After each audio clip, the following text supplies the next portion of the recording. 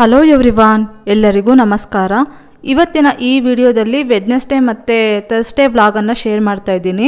ಇವತ್ತಿನ ಈ ವಿಡಿಯೋ ಏನಾದರೂ ನಿಮಗೆ ಒಂದು ಸ್ವಲ್ಪನಾದರೂ ಇಷ್ಟ ಆಗಿದ್ರೆ ಪ್ಲೀಸ್ ಒಂದು ಲೈಕ್ ಮಾಡ್ತೀರಾ?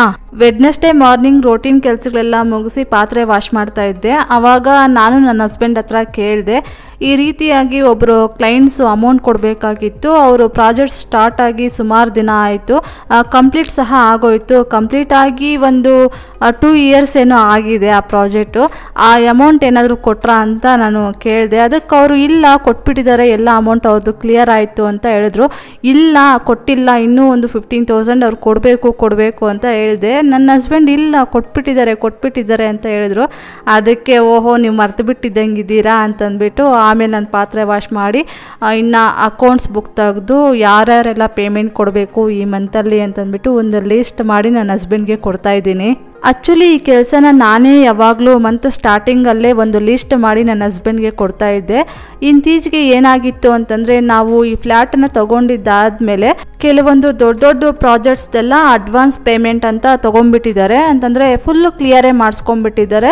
ಇನ್ನು ಕೆಲವೊಂದು ಪ್ರಾಜೆಕ್ಟಲ್ಲೆಲ್ಲ ಒಂದು ಹಾಫ್ ಅಮೌಂಟೇನೆ ತೊಗೊಂಡ್ಬಿಟ್ಟಿದ್ದಾರೆ. ಸ್ವಲ್ಪ ಕಡಿಮೆನೇ ಇದ್ದಿದ್ದು. ಸರಿ ಬಿಡು ಅವ್ರಿಗೆ ನೆನಪಿರುತ್ತೆ ಅಂತಂದ್ಬಿಟ್ಟು ನಾನು ಸುಮ್ಮನೆ ಆಗಿಬಿಟ್ಟಿದ್ದೆ. ಅವರು ಸುಮಾರು ದಿನಗಳಿಂದ ಮಾಡಿರುವಂತಹ ಪ್ರಾಜೆಕ್ಟ್ ಎಲ್ಲ ಅವರು ನೆನಪೇ ಇಟ್ಕೊಂಡಿರಲಿಲ್ಲ. ಆಮೇಲೆ ಒಬ್ಬೊಬ್ಬರನ್ನೇ ಕೇಳ್ತಾ ಇದ್ರೆ, ಇಲ್ಲ ಇವ್ರನ್ನ ಕೇಳಬೇಕು, ನಾನು ಮರ್ತೋಗಿದ್ದೆ ಅಂತ ಹೇಳಿದ್ರು.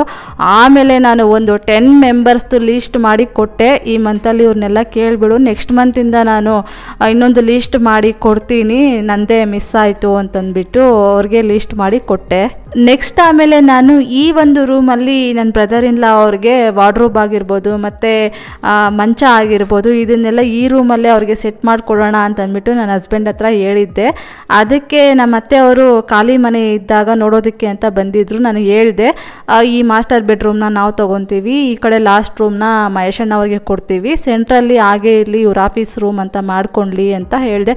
ನಾನು ಯಾಕೆ ಆ ರೀತಿಯಾಗಿ ಹೇಳಿದೆ ಅಂತಂದರೆ, ಮೇನ್ ಡೋರ್ಗೆ ಡೈರೆಕ್ಟಾಗಿ ಕಾಣಿಸುತ್ತೆ ಇನ್ನೊಂದು ರೂಮು.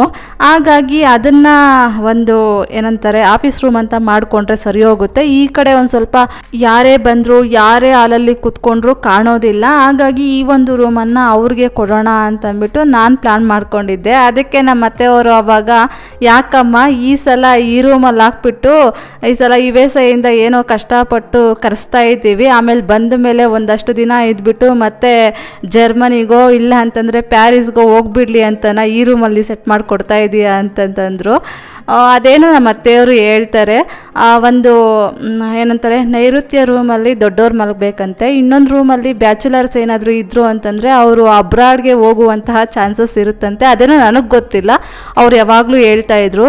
ನಾವು ರೆಂಟ್ ಮನೆಯಲ್ಲಿದ್ದಾಗೂ ಅಷ್ಟೇ, ಆ ರೂಮಲ್ಲಿದ್ದಾಗೆ ಅಣ್ಣ USA ಅಂತ ಹೋಗಿದ್ದು. ಇನ್ನೊಂದು 1 ಮಂತ್ ಒಳಗಡೆ ಅಣ್ಣ ಬರ್ತಾರಂತೆ. ಎಲ್ಲ ಪ್ಯಾಕಿಂಗ್ ಎಲ್ಲ ಮಾಡ್ಕೊಳ್ತಾ ಇದ್ದಾರೆ. ಏನೋ ಕಷ್ಟಪಟ್ಟು ನಮ್ಮ ಅತ್ತೆ ನಮ್ಮ ಮಾವ ನಾವು ಎಲ್ಲ ಒಪ್ಪಿಸಿ ಮದುವೆ ಮಾಡ್ಕೊಂಡು ಆಮೇಲೆ ಹೋಗಿರಂತೆ, ಬನ್ನಿ ಅಂತಂದ್ಬಿಟ್ಟು ಕರೀತಾ ಇದ್ದೀವಿ.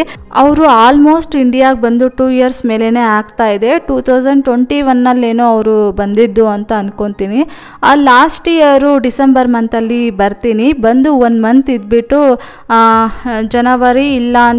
ಜನವರಿ ಎಂಡಿಂಗು ಇಲ್ಲ ಅಂತಂದರೆ ಫೆಬ್ರವರಿ ಫಸ್ಟ್ ವೀಕಲ್ಲಿ ನಾನು USA ರಿಟರ್ನ್ ಆಗ್ತೀನಿ ಅಂತಂದ್ಬಿಟ್ಟು ಹೇಳಿದ್ರು. ಅದಕ್ಕೆ ನಮ್ಮ ಅತ್ತೆ ನಮ್ಮ ಮಾವನವರು ಎಲ್ಲನೂ, ಹಂಗಿದ್ರೆ ನೀನು ಬರೋದಕ್ಕೇನೆ ಹೋಗ್ಬೇಡಪ್ಪ, ಅಲ್ಲೇ ಇದ್ದುಬಿಡು ಅಂತ ಹೇಳಿದ್ರು. ಬಂದ ಮೇಲೆ ಮದುವೆ ಮಾಡ್ಕೊಂಡು ಹೋಗು, 1 ಮಂತಲ್ಲಿ ಮದುವೆ ಮಾಡೋದಕ್ಕೆಲ್ಲ ನಮ್ಮ ಕೈಯಲ್ಲಿ ಆಗೋದಿಲ್ಲ, ಇದ್ದರೆ 1 ಇಯರ್ವರೆಗೂ ಇರಬೇಕು ಅಂತಂದರು. ಸರಿ ಆಯಿತು, ಇಲ್ಲೊಂದು ಸ್ವಲ್ಪ ಸೆಟ್ಲ್ಮೆಂಟ್ ಎಲ್ಲ ಮಾಡಿಕೊಂಡು ಬರೋದಕ್ಕೆ ಇನ್ನೂ ಒಂದು 4-5 ಮಂತ್ಸ್ ಆಗುತ್ತೆ ಅಂತ ಹೇಳಿದ್ದಕ್ಕೆ, ಸರಿ ಆಯಿತು ತೊಂದರೆ ಇಲ್ಲ, ಹಾಗೆ ಮಾಡು, 4-5 ಮಂತ್ಸ್ ಆದಮೇಲೆ ಬಾ, ಆದರೆ 1 ಇಯರ್ವರೆಗೂ ಇದ್ದೋಗು ಅಂತ ಹೇಳಿದ್ರು.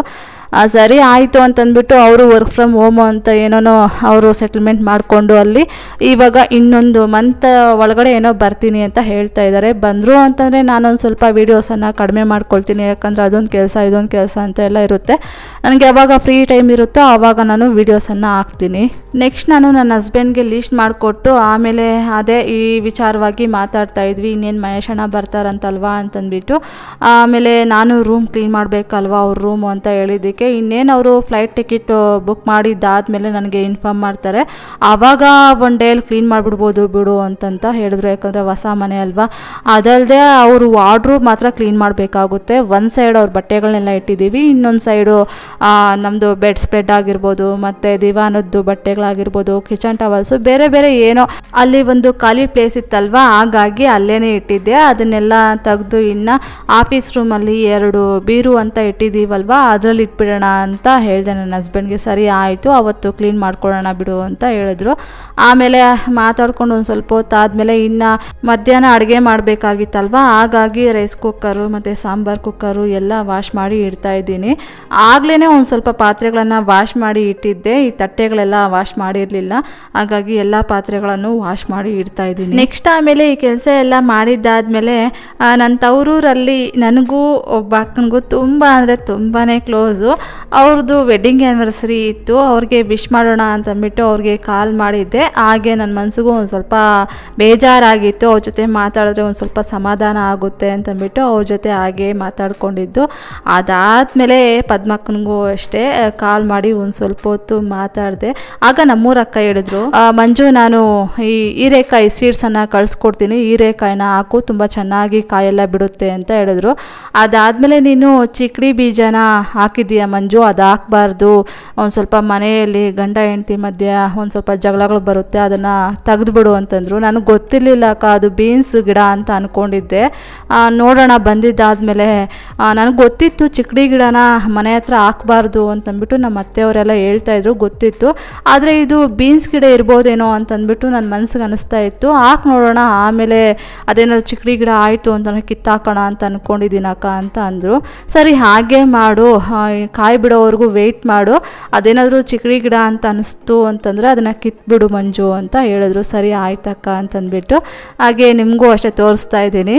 ಈ ಥರ ಇವಾಗೆಲ್ಲ ಅದು ಮೊಳಕೆ ಹೊಡೆದು ಬಂದಿದೆ. ನೆಕ್ಸ್ಟ್ ಇವಾಗ ಮಧ್ಯಾಹ್ನ ಅಡುಗೆ ಮಾಡೋದಕ್ಕೆ ಫ್ರಿಜ್ಜಲ್ಲಿ ಯಾವ ತರಕಾರಿ ಇದೆ ಅಂತ ನೋಡ್ತಾ ಇದ್ದೀನಿ. ಹೀರೆಕಾಯಿ ಚಿಕ್ಕಡಿಕಾಯಿ ಎಲ್ಲ ಇತ್ತು, ಹಾಕಿ ಬಸ್ಸಾರು ಮಾಡೋಣ ಅಂತ ಅಂದ್ಕೊಂಡಿದ್ದೆ. ಆಮೇಲೆ ಲೇಟಾಗೋಗಿದೆ, ಈಗಲೇ ಇನ್ನು ಬಸ್ಸಾರು ಮಾಡೋದಕ್ಕೆ ಇನ್ನೂ ಲೇಟ್ ಆಗಿಬಿಡುತ್ತೆ ಅಂತಂದ್ಬಿಟ್ಟು ತರಕಾರಿ ಸಾಂಬಾರೇ ಮಾಡೋಣ ಅಂತಂದ್ಬಿಟ್ಟು ಇನ್ನು ನವ್ಕೋಲು ಚಿಕ್ಕಡಿಕಾಯಿ ಮತ್ತು ಹೀರೆಕಾಯಿ ಎಲ್ಲ ಹಾಕಿ ಹುಳಿ ಸಾಂಬಾರನ್ನು ಮಾಡ್ತಾಯಿದ್ದೀನಿ. ಇನ್ನು ಇವತ್ತು ಯಾವುದೋ ಒಂದು ಸಿಲ್ಲಿ ರೀಸನ್ಗೆಲ್ಲ ನಾನು ತಲೆ ಕೆಡಿಸ್ಕೊಂಡು ಒಂದು ಸ್ವಲ್ಪ ಅಡುಗೆ ಸ್ಟಾರ್ಟ್ ಮಾಡ್ಕೊಳ್ಳೋಷ್ಟರಲ್ಲಿ ಲೇಟ್ ಆಗೋಯ್ತು. ನಾವು ಹೋಗೋ ದಾರಿಯಲ್ಲಿ ಕಲ್ಲು ಮುಳ್ಳುಗಳು ಎಲ್ಲ ಇರೋದು ಸಹಜ, ಅದನ್ನು ಕಿತ್ತೆಸ್ತು ಮುಂದೆ ಹೋಗ್ತಾ ಇರಬೇಕಲ್ವಾ.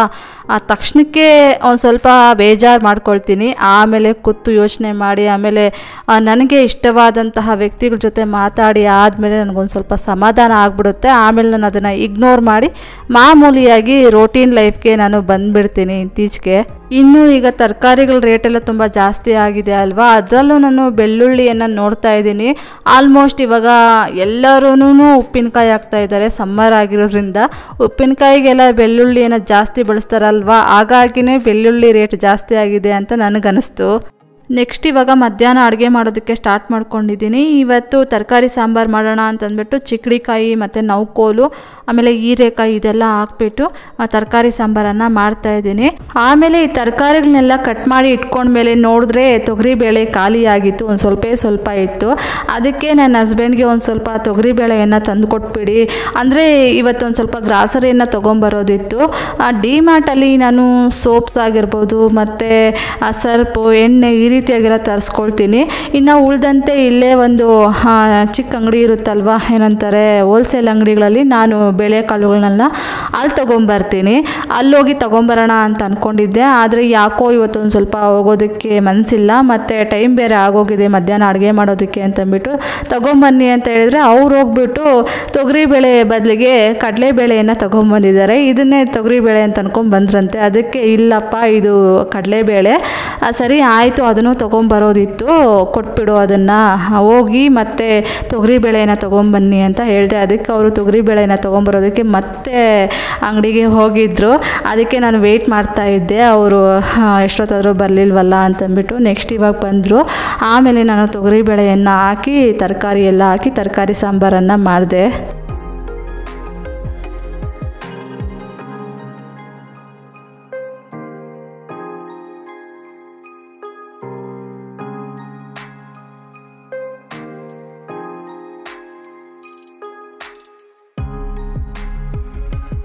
ಆಮೇಲೆ ರೇಖಾ ದರ್ಶನ್ ಅನ್ನೋರು ಕಮೆಂಟ್ ಮಾಡಿದರು, ನೆಕ್ಸ್ಟ್ ಮಂತು 5th ನಮ್ಮದು 10th ಇಯರ್ ವೆಡ್ಡಿಂಗ್ ಆ್ಯನಿವರ್ಸರಿ ಇದೆ, ವಿಶ್ ಮಾಡಿ ಮಂಜು ಅಂತಂದ್ಬಿಟ್ಟು. Happy wedding anniversary both of you. ಆ ದೇವರು ನಿಮ್ಮಿಬ್ಬರಿಗೂ ಒಳ್ಳೆ ಆರೋಗ್ಯ ಆಯುಷು ಕೊಟ್ಟು ಕಾಪಾಡಲಿ ಅಂತಂದ್ಬಿಟ್ಟು ಆ ದೇವರಲ್ಲಿ ನಾನು ಕೇಳ್ಕೊಳ್ತೀನಿ, ರೇಖಾ ದರ್ಶನ್ ಅನ್ನೋವರೇ. ಇನ್ನು ನೆಕ್ಸ್ಟು ನಾನು ತಮ್ನೈಲಲ್ಲಿ ಹಾಕಿರುವ ವಿಚಾರಕ್ಕೆ ಬಂದರೆ, ನಾವು ಈ ಫ್ಲ್ಯಾಟನ್ನು ತೊಗೊಳ್ಬೇಕಾದ್ರೆ ನಮ್ಮ ಹತ್ರ ಇರುವ ಗೋಲ್ಡ್ ಎಲ್ಲ ತೊಗೊಂಡೋಗಿ ಬ್ಯಾಂಕಲ್ಲಿ ಇಟ್ಟು ಗೋಲ್ಡ್ ಲೋನ್ ಅಂತ ತೊಗೊಂಡಿದ್ವಲ್ವ, ಆವಾಗ ನಾನು ಒಂದು ವಿಡಿಯೋದಲ್ಲಿ ಹೇಳಿದ್ದೆ, ಈ ರೀತಿಯಾಗಿ ಗೋಲ್ಡ್ ಎಲ್ಲ ಇಟ್ಟಿದ್ದೀವಿ, 1 ಇಯರ್ ಆದಮೇಲೆ ಇದನ್ನು ಮತ್ತೆ ನಾವೆಷ್ಟು ಅಮೌಂಟನ್ನು ತೊಗೊಂಡಿದ್ದೀವಿ ಅಷ್ಟು ಅಮೌಂಟನ್ನು ಕಟ್ಬಿಟ್ಟು ರಿನೀವಲ್ ಮಾಡಿಸ್ಬೇಕಂತೆ, ಅದೊಂದು ಟೆನ್ಷನ್ ಇದೆ ಅಂತ ಹೇಳ್ತಾ ಇದ್ನಲ್ವ.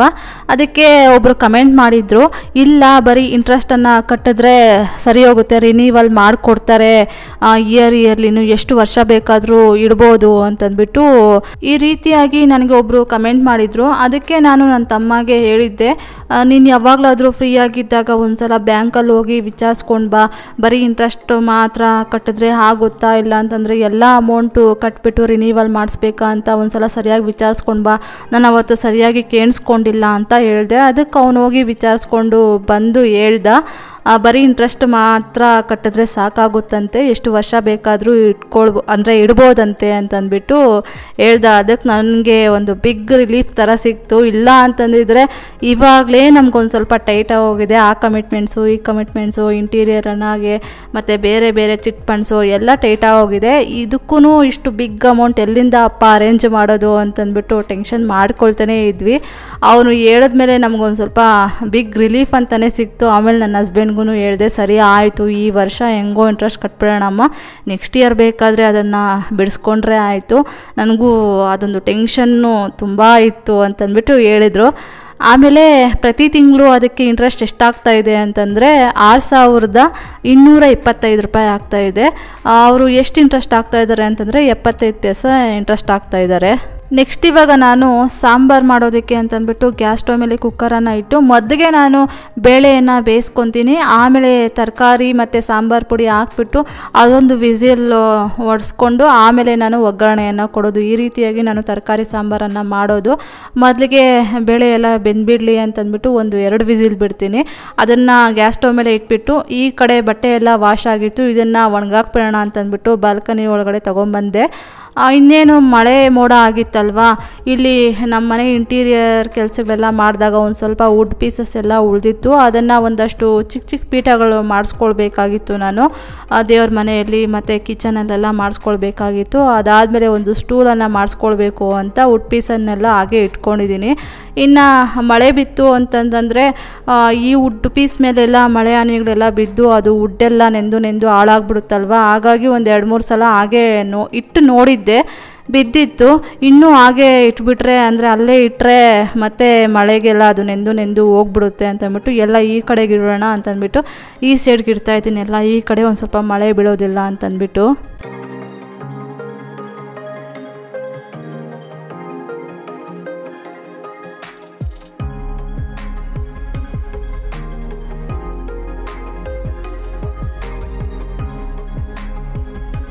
ನೆಕ್ಸ್ಟ್ ಇವಾಗ ಇಲ್ಲಿ ನೋಡ್ತಾ ಇರ್ಬೋದು, ಎಲ್ಲ ಬಟ್ಟೆಗಳನ್ನ ಇಲ್ಲಿ ಒಣಗಾಕಿದ್ದಾಯಿತು.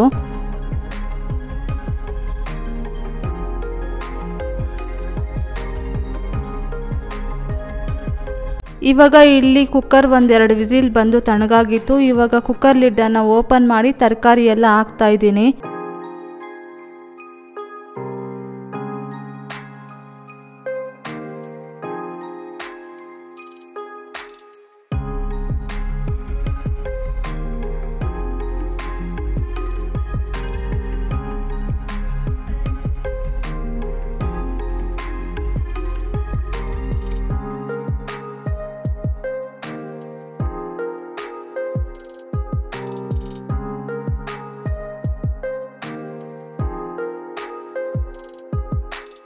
ಇನ್ನು ಇಲ್ಲಿ ಹೊರಗಡೆ ಮಳೆ ಬೀಳೋದಕ್ಕೆ ಸ್ಟಾರ್ಟ್ ಆಯಿತು. ಮಳೆ ಬೀಳೋ ಟೈಮಲ್ಲಿ ವಾತಾವರಣ ಒಂದು ಸ್ವಲ್ಪ ತಣ್ಣಗಿರುತ್ತಲ್ವ, ಹಾಗಾಗಿ ಇಲ್ಲಿ ಗ್ಯಾಸ್ ಸ್ಟವ್ ಮೇಲೆ ತರಕಾರಿ ಸಾಂಬಾರು ಮಾಡೋದಕ್ಕೆ ಇಟ್ಟು ಇನ್ನು ಇಲ್ಲಿ ಬಂದು ನಾನು ಯುಟಿಲಿಟಿಯಲ್ಲಿ ಹಾಗೆ ಒಂದು ಸ್ವಲ್ಪ ಹೊತ್ತು ಮಳೆ ಹನಿಗಳನ್ನು ನೋಡ್ತಾ ನಿಂತಿದ್ದೀನಿ.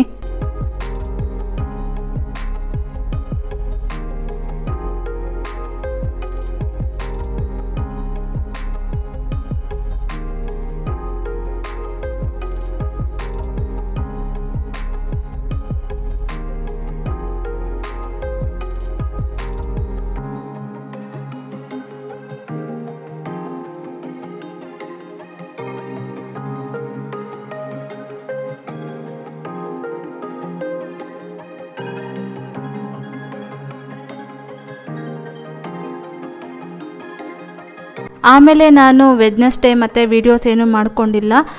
ನೆಕ್ಸ್ಟ್ ಡೇ ಮಾರ್ನಿಂಗ್ ಅಂದರೆ ಥರ್ಸ್ಡೇ ಮಾರ್ನಿಂಗ್ ಇವಾಗ ನಾನು ಹುಣ್ಣಿಮೆ ಇತ್ತಲ್ವ, ಹಾಗಾಗಿ ಹುಣ್ಣಿಮೆ ಪೂಜೆಯನ್ನು ಮಾಡ್ತಾಯಿದ್ದೀನಿ.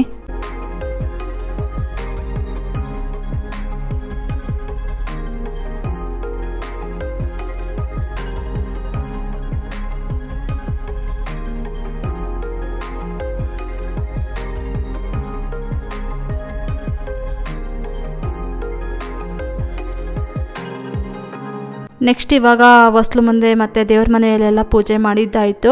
ಇನ್ನು ನಾನು ಮಾಮೂಲಿಯಾಗಿ ಗಣಪತಿ ಸ್ತೋತ್ರ ಮತ್ತು ಪದ್ಮಾವತಿ ಅಮ್ಮನವರ ಸ್ತೋತ್ರ ಹೇಳ್ಕೊಳ್ಳೋದಕ್ಕೆ ಸ್ಟಾರ್ಟ್ ಮಾಡ್ಕೊಳ್ಬೇಕು. ಡೈಲಿ ಪೂಜೆ ಮಾಡಿದ್ರೇ ಏನೋ ಒಂದು ರೀತಿಯಾಗಿ ಮನಸ್ಸಿಗೆ ಸಮಾಧಾನ ಅಂತ ಅನಿಸೋದು. ಇನ್ನು ನನಗೆ ಕಮೆಂಟ್ ಮಾಡ್ತಾ ಇರ್ತಾರೆ, ನೀವು ಡೈಲಿ ಪೂಜೆ ಮಾಡೋದು ಅಂತಂದರೆ ಪ್ರತಿದಿನವೂ ಮಾಡ್ತೀರಾ ಅಂತಂದ್ಬಿಟ್ಟು. ನಾನು ಸಂಡೇ ಮಾಡೋದಕ್ಕೆ ಹೋಗೋದಿಲ್ಲ ಮತ್ತು ವೆಡ್ನೆಸ್ಡೇ ಮಾಡೋದಕ್ಕೆ ಹೋಗೋದಿಲ್ಲ.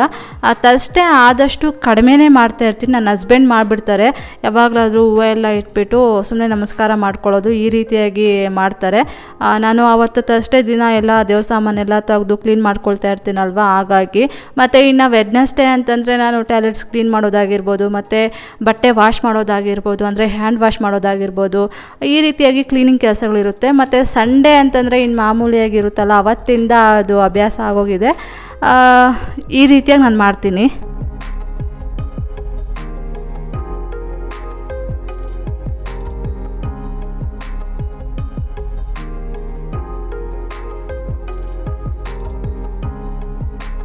ನೆಕ್ಸ್ಟ್ ಇವಾಗ ನಾನು ಮಧ್ಯಾಹ್ನ ಅಡುಗೆ ಅಂತ ಏನೂ ಮಾಡೋದಕ್ಕೆ ಹೋಗಲಿಲ್ಲ. ಒಂದು ಸ್ವಲ್ಪ ಸಾಂಬಾರಿತ್ತು ಮತ್ತು ಮಾರ್ನಿಂಗ್ ಮಾಡಿರುವಂತಹ ರೈಸ್ ಇತ್ತು. ಅದಕ್ಕೆ ನನ್ನ ಹಸ್ಬೆಂಡ್ನ ಕೇಳಿದೆ, ನೀವು ಸಾಂಬಾರು ಮತ್ತು ರೈಸನ್ನು ತಿನ್ಕೊಂಬಿಡಿ, ನಾನೊಂದು ಸ್ವಲ್ಪ ಫ್ರೂಟ್ಸ್ ಇದೆ ಅದನ್ನು ಕಟ್ ಮಾಡಿಕೊಂಡು ತಿಂತೀನಿ, ಅದಾದಮೇಲೆ ಒಂದು ಸ್ವಲ್ಪ ರಾಗಿ ಗಂಜಿಯನ್ನು ಮಾಡ್ಕೊಂಡು ಕುಡಿತೀನಿ ಅಂತ ಹೇಳಿದೆ. ಅದಕ್ಕೆ ಅವ್ರು ಸರಿ ಆಯಿತು ಹಾಗೆ ಮಾಡು ಅಂತಂದರು.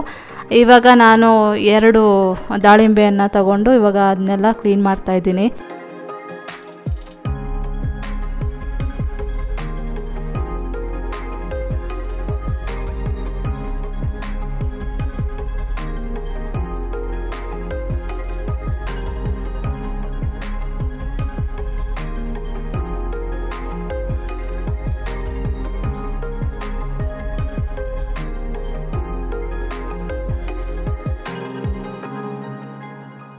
ನೆಕ್ಸ್ಟ್ ಇವಾಗ ದಾಳಿಂಬೆ ಕಾಯನ್ನು ಸುಲ್ಕೊಂಡಿದ್ದೆಲ್ಲ ಆಯಿತು. ನಾನಿವಾಗ ಒಂದು ಸ್ವಲ್ಪ ಬ್ಲ್ಯಾಕ್ ಸಾಲ್ಟನ್ನು ಹಾಕ್ತಾಯಿದ್ದೀನಿ. ಈ ಒಂದು ದಾಳಿಂಬೆಗೆ ಮತ್ತು ಆರೆಂಜ್ಗೆ ಈ ಬ್ಲ್ಯಾಕ್ ಸಾಲ್ಟನ್ನು ಹಾಕಿದ್ರೆ ತುಂಬ ಚೆನ್ನಾಗಿರುತ್ತೆ ತಿನ್ನೋದಕ್ಕೆ, ಹಾಗಾಗಿ ಒಂದು ಸ್ವಲ್ಪ ಬ್ಲ್ಯಾಕ್ ಸಾಲ್ಟನ್ನು ಹಾಕಿ ಮಿಕ್ಸ್ ಮಾಡ್ತಾಯಿದ್ದೀನಿ.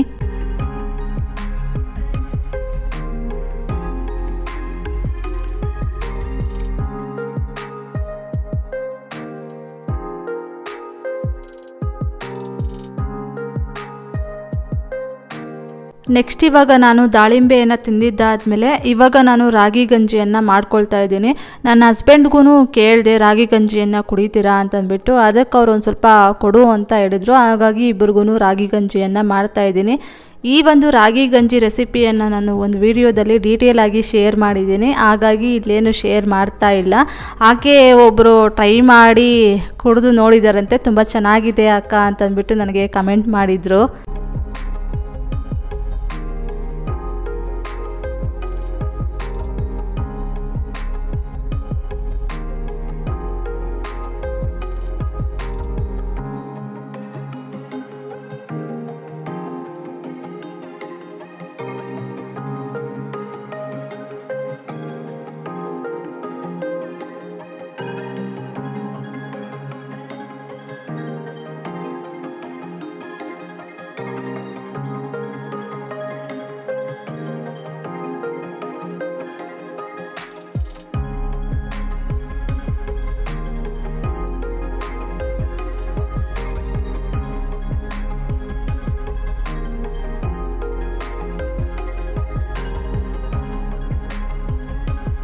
ಇದಾಗಿತ್ತು ಫ್ರೆಂಡ್ಸ್ ಇವತ್ತಿನ ಈ ವಿಡಿಯೋ ಏನಾದರೂ ನಿಮಗೆ ಒಂದು ಸ್ವಲ್ಪನಾದರೂ ಇಷ್ಟ ಆಗಿದ್ರೆ, ಮೋಟಿವೇಶನ್ ಅನಿಸಿದರೆ, please do like, share, comment and subscribe to my channel. Thank you for watching my video. Have a nice day.